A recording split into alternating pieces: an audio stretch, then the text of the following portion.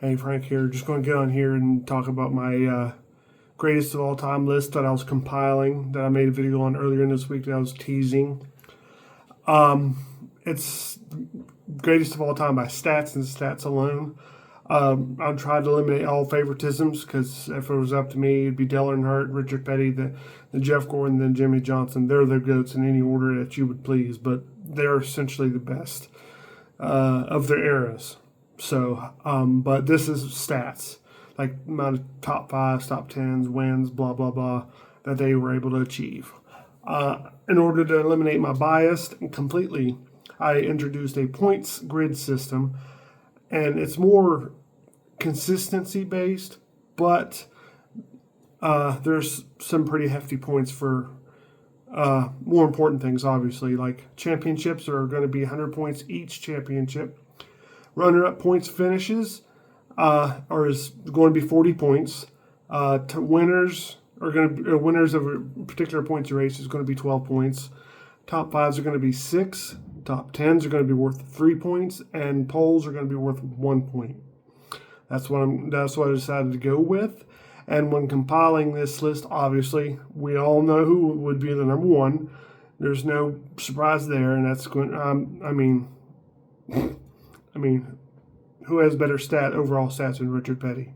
Let's just throw that out of the bus now. What's going to be interesting is every other position in the list that I compiled. And while compiling this, the outlier was second place points finishes. Only 2 drivers has had more than 3 second place points finishes in their entire career. 2.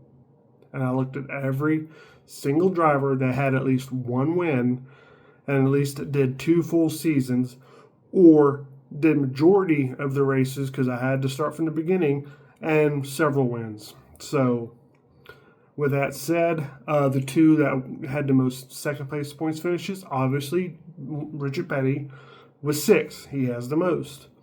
It's the other driver that really kind of surprised me. You would think like maybe Jeff Gordon, Darrell Waltrip, Dale Earnhardt, but no. Or even David Pearson, no. None of them, at least according to my source, which is Racing Reference. The other driver who had 5 was Davey Allison.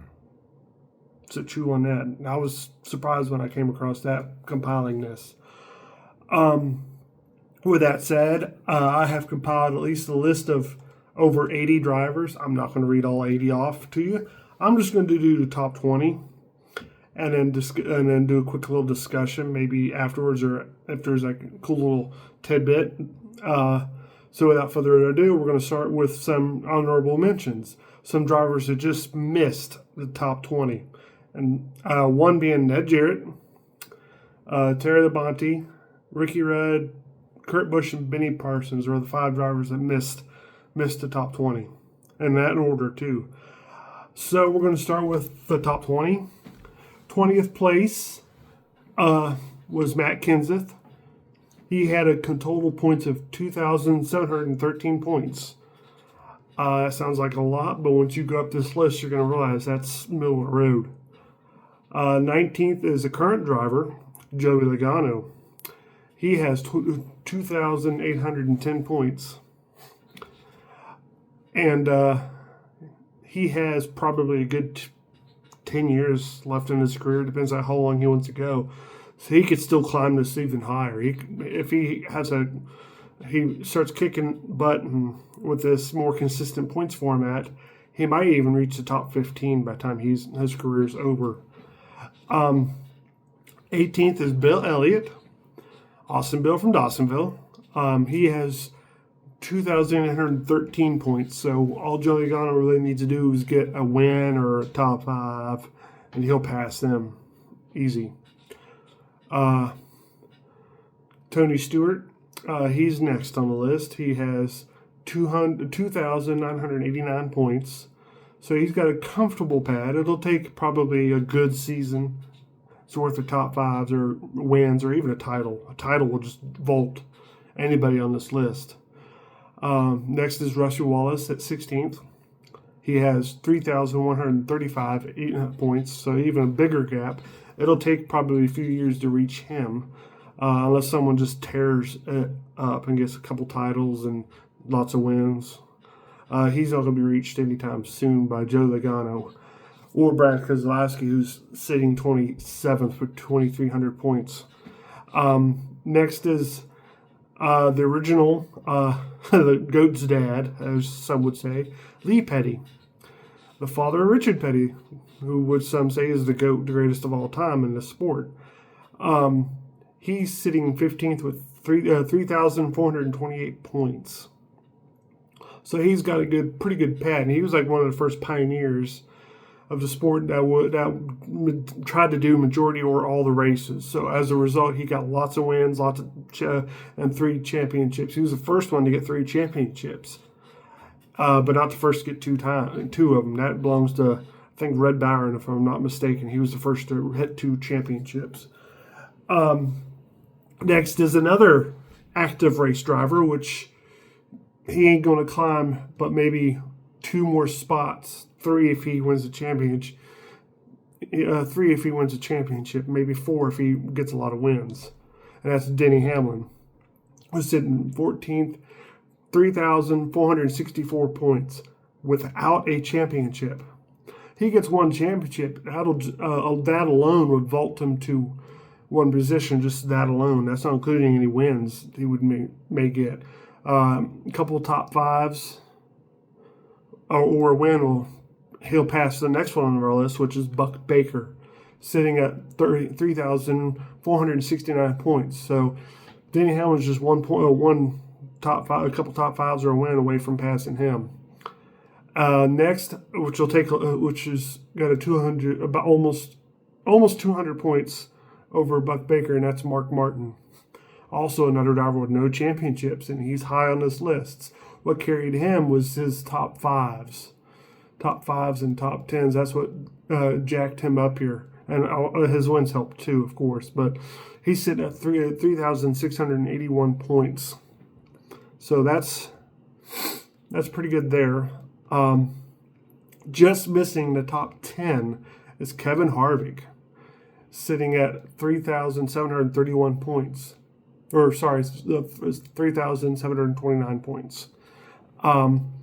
He just missed the top 10. Actually, Kyle Busch, who's next on the list, at 3,731, just passed him last season. So that's how close he was to staying in the top 10.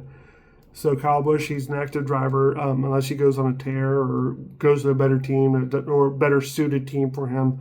He's probably going to be about where he's at on this list. So next, inside the top 10 is Cale Yarborough, who's sitting at 3,972 points. So and those 3 championships and those top 5s is what really, really got him up there. Because he has, just in top 5s, he has 1,530 points worth of top 5s. That's 6 points each, so that's a lot of top 5s. Next is, and 8th is Darrell Waltrip, who's sitting at 4,313 points. He's got a good, comfortable cushion. And I mean, Kyle Busch, I don't think he can even go on a tear in the next 5 years is going to catch that. It's going to take multiple championships, several wins, top 5s just to get there. Only one I don't think even Joe Logano could even get to that, to be honest with you. It's going to take like Connor Zillage or someone coming in that's just going to tear it up. Next is technically an active driver, so I have him highlighted as such, and that's Jimmy Johnson. No surprise there. Honestly, he was pretty even across the board with what accumulated his points, but he's sitting comfortably in 7th with 4,335 points. So I don't foresee him dropping, and I don't foresee much of his top 10 changing positions. I think they're pretty well locked and loaded where they're at, like I said, unless someone goes on a tear. Next is the greatest part-time driver of all time, and that's David Pearson, sitting at 6th with 4,577 points. Now, just think about this. If he had decided to run full season every single, or most of the races every single year, he would be much higher on this list, much higher. But he's known for racing part-time and won 3 championships doing that. So, pretty good there. Now we're going to number 5, our first shocker. This will be controversial, a little drama-filled, but that's where the stats fell. And that's Dale Earnhardt, who's in the top 5 with 4,724 points. What got him up there is his top 5s and his championships. That's what really got him up there. He has almost 1,700 points just in top 5s and over 900 points just in wins. And so he's pretty good.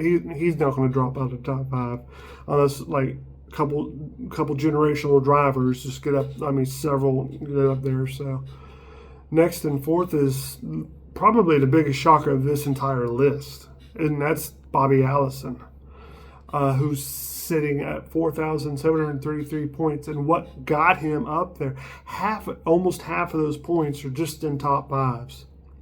Just in top 5s alone, which means his top 10s are up there too.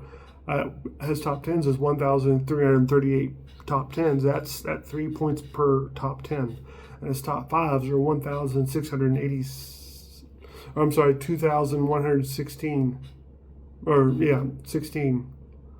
And in second place, well, you hadn't heard him yet, so this is where he's going to fall, and that's Jeff Gordon. He's got a massive lead over third place. I think he's going to be a modern day benchmark, and I think that's almost unattainable by itself alone. He's sitting at second comfortably with 5,058 points. And no surprise, I already told you this, but number 1 is Richard Petty. And the points are staggering. 700 points just in titles. That's 7 championships. His second in points, second of all time, or number 1 of all time, with 240 points. His wins, 2,400 points. His top 5s, 3,330 points. Top 10s, 2,136 points. And he's had 123 poles. And he sits at 8,929 points. I mean, you can almost just exclude him from this list because no driver in this modern era is ever going to touch those numbers. And that's mostly due to the fact that they had so much more races that they raced. They were racing 30, 40, sometimes almost 50 races a year that was under the NASCAR banner. Only way you can really challenge that is if you include all 3 series for drivers like Kyle Busch. Even that's kind of unfair, but that's the only way you're going to reach those numbers, even modern era. It would take someone winning 6+ races a year and multiple championships and a 30+ year career just to reach in the ballpark of those numbers. So that's what I compiled with what my numbers are. If you like this, comment. If you want to see more, I got a good list of over 80. If you want me to do a video of just the active drivers and where they would stand, I can do that. Comment below what you want to see next, or if you want to see something like this. And maybe somewhere down the road, maybe I'll redo this video and give it some editing love that it truly needs to make this pop some more. But instead of just having me rambling on, staring at a camera. So I will see you in the next video, which probably will be tomorrow, doing my Atlanta race preview for the Cup Series. And I'll see you in the next video. Later.